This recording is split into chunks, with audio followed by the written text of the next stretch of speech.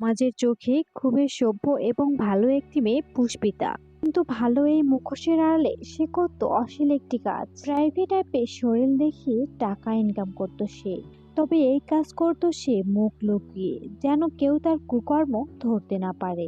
তবে ঝামেলা বাধে তখনই যখন দুর্ঘটনাবশত একদিন তার চেহারা চলে আসে ক্যামেরার সামনে, আর অজ্ঞাত একজন মানুষ এটির ভিডিও ধারণ করে তাকে ব্ল্যাকমেল করতে থাকে। এই বিপদ থেকে বাঁচতে সে আর তার বয়ফ্রেন্ড কি কি নাটক সাজায় সেটাই দেখবো আজকের এই দিলঘুষি। এখানে পুষ্পিতার মতো আরো কয়েকজন মেয়ের গল্প তুলে ধরা হয়েছে। তাহলে চলুন আর দেরি না করে এই মুভির কিছু দৃশ্য দেখে শুরু করা যাক।